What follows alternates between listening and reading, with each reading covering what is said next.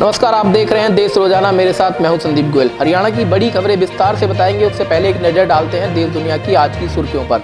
कर्नाटक विधानसभा चुनाव की तारीखों का चुनाव आयोग ने किया ऐलान। 10 मई को होगी वोटिंग तो 13 को होगी काउंटिंग। फिर सताने लगा कोरोना वायरस का डर। भारत में एक दिन में आए कोविड-19 के 2151 नए मामले, 5 महीनों में सबसे ज्यादा। लक्षद्वीप के सांसद मोहम्मद फैजल की सदस्यता बहाल। लोकसभा सचिवालय ने जारी किया निर्देश। छत्तीसगढ़ में हुआ बड़ा हादसा, बाराती बस और ट्रक में जोरदार भिड़ंत, 80 घायल, 20 की हालत गंभीर। अमृतपाल की इनोवा गाड़ी से हुआ फरार, हिरासत में लिए दोनों लोगों से पूछताछ। अब एक नजर अंतर्राष्ट्रीय सुर्खियों पर। चीन से मुकाबला को अमेरिका की रक्षा के लिए $842 बिलियन का बजट प्रस्ताव।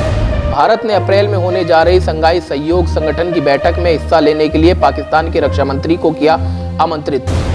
अमेरिकी बॉर्डर के पास मैक्सिको में बड़ी दुखद घटना। प्रवासियों की हिरासत में रखे जाने वाले सेंटर में लगी आग, दर्जनों लोग मारे गए, कई झुलसे। आटा खत्म, अब ईरान से खाने की तस्करी कर रहा पाकिस्तान। रमजान में चोरी को मजबूर जिन्ना का देश। डिज्नी ने किया 7000 कर्मचारियों को निकालने का फैसला। अभी चल रहा है पहला राउंड, दूसरा राउंड अप्रैल में। अब बात हरियाणा की खबरों की होगी।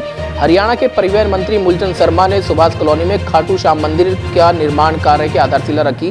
कार्यक्रम में पहुंचे परिवहन मंत्री मूलचंद शर्मा ने कहा कि नवरात्रों के पावन अवसर पर मंदिर की नींव रखी गई है। साथ ही कहा कि सभी लोगों को धर्म के कार्यों में बढ़ चढ़कर सहयोग करना चाहिए। कि जहाँ मंदिर होता है, गुरुद्वारा, मस्जिद, ये सामने धर्म और सब एक मार्गदर्शन चलाते हैं, सब धर्म का रास्ता होता है। मंदिर बनेगा, सुबह पूजा पाठ होगी, शाम को 1 घंटा लगेगा, सुबह 1 घंटा लगेगा। जब मंदिर में पूजा करें तो घर में मंदिर जरूर बनाएगा। कोई थोड़ी बहुत दारू पी के मंदिर होगा, वो छोड़ चले जाएगा। जहाँ भगवान का मंदिर होता है वह भूत होते दूर दूर भाग जाते हैं। कहते हैं राम का राम नवरात्रे, कोई माता 9 दिन देख तो नहीं किसी को, पर कहते हैं नवरात्रे में दारू नहीं पीएंगे।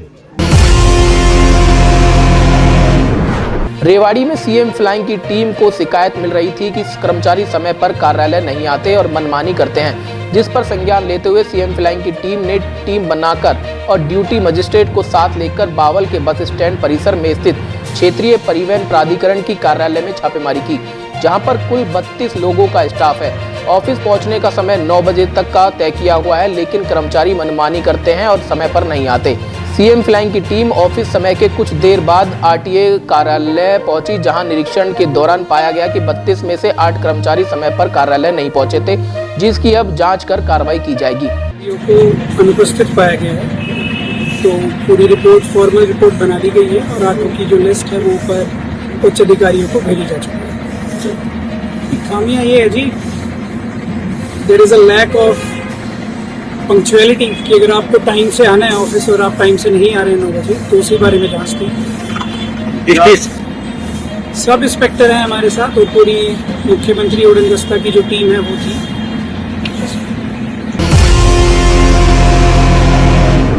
हरियाणा में कोरोना के एक्टिव केस बढ़ने के बाद कैथल में भी स्वास्थ्य विभाग अलर्ट पर है। जिला नागरिक अस्पताल में कोरोना से निपटने के लिए सभी तैयारियां पूरी कर ली गई हैं। इन तैयारियों के तहत अब अस्पताल प्रबंधक ने कोरोना की सैंपलिंग बढ़ाने के निर्देश जारी किए हैं। बता दें कि पिछले कई महीनों से कोरोना की सैंपलिंग कम हो रही थी। अब फिर से कोरोना को लेकर जांच में तेजी लाने को लेकर स्वास्थ्य विभाग ने आदेश जारी किए हैं। कोरोना के लिए यही है कि जैसे जिस तरह से पूरे देश के अंदर केस बढ़ रहे हैं, हरियाणा में भी पिछले समय से कुछ केस बढ़े हैं, लेकिन कैथल जिले के अंदर अभी कोई केस एक्टिव भी नहीं है, ना कोई केस मिला है। हम लगभग 60 के करीब की सैंपलिंग हर रोज़ कर रहे हैं और जिस तरीके से हरियाणा में केस बढ़ रहे हैं, लोगों से यही है कि जिस तरीके से केस बढ़ रहे हैं वो जो कोविड की जो प्रोटोकॉल हैं उनकी पालना करें। वैक्सीन जिनको नहीं लगी है वो अपनी वैक्सीन की डोज जल्द से जल्द लगवा लें, अपनी बूस्टर डोज भी लगवा लें और भीड़ वाले जगह में जाने से बचें। अगर जा रहे हैं तो मास्क लगाएं, थोड़ा सा डिस्टेंस बना के रखें।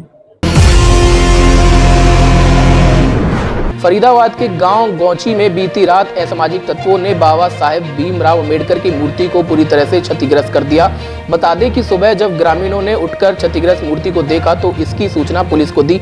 धीरे धीरे यह खबर सभी में फैल गई, जिसके बाद भारी संख्या में ग्रामीण एकत्रित हो गए और बाबा साहब भीमराव अम्बेडकर की मूर्ति तोड़े जाने का भारी विरोध किया।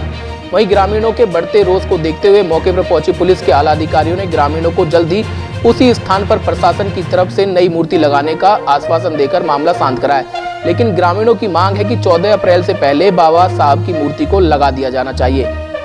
क्या हुआ है, रात को कितने बजे हुआ ये तो अभी पता नहीं है, बाकी पुलिस प्रशासन पूरा आया हुआ है, उसकी इंक्वायरी करेगा। मेरी सभी से यही प्रार्थना है कि एक तो हमारी नई मूर्ति लगाई जाए 14 अप्रैल से पहले और उनको गिरफ्तार किया जाए जिसने यह हादसा किया है। जय भीम सब मेरे प्यारे भाइयों। रणवीर जी, क्या हुआ है, कौन सी घटना है ये? रात के समय किसी ने ये जो वारदात करी है वो गलत करी है। हाँ। और हमें इस चीज़ का अफसोस है बहुत ज़्यादा। और क्या कहते हैं, जो भी काम कर रहा है आमने सामने आन के करे तब तो मज़ा आएगा। तो बाबा साहब की मूर्ति खंडित किया गया है। हाँ, बाबा साहब की मूर्ति को खंडित किया गया है। जो काम करना है हमारे सामने करे तभी पता पड़े, आमने सामने की लड़ाई लड़े। ठीक है। एक शिकायत मिली है मूर्ति तोड़ने की, क्या शिकायत मिली है और क्या का मामला है ये? यहाँ सवेरे 6:30 बजे डायल 112 से फ़ोन आया था। खेमचंद ने फ़ोन किया था किसी डायल 112 पर खुला, तो वहाँ से सूचना मिली थी कि जो गाँव गोची में अम्बेडकर पार्क बना हुआ है, उस अम्बेडकर पार्क में किसी ने मूर्ति तोड़ दिया समाजी तत्व अम्बेडकर पार्क में सरकारी स्कूल के पीछे जी। तो सूचना पाकर फिर हमने मौके पा के यहाँ के देखे, जो भी अब शिकायत देंगे उस पर शिकायत दे दी, उस पर कार्रवाई करेंगे। तो जो शिकायत दी है किसी पर कोई शक जताया इन्होंने, कोई क्लू मिले हैं किसी को? अभी अननोन दिया है, बताया इन्होंने, कोई क्लू तो मिला नहीं अभी। जैसा अभी देखते हैं आगे, जैसे तफ्तीश में बातें आती हैं तस्दीक में, जैसे लोग बताते हैं तो उसके हिसाब से देख लेते हैं जैसा भी। Thank you. फरीदाबाद की पृथला विधानसभा के विधायक नैनपाल रावत ने विधानसभा के 4 गौशालाओं को 2.5 लाख की रुपए की राशि देने के बाद विधानसभा के लोग नैनपाल रावत का धन्यवाद करने उनके घर पहुंचे। विधायक ने बताया कि पहले गौशाला का बजट सिर्फ 40 करोड़ था, जिसको बढ़ाकर मुख्यमंत्री मनोहर लाल खट्टर ने 400 करोड़ कर दिया है। गौशालाओं को चारे का लेकर काफी समस्याओं का सामना करना पड़ता था, जिसका समाधान खट्टर सरकार ने गौशाला का बजट बढ़ाकर किया है।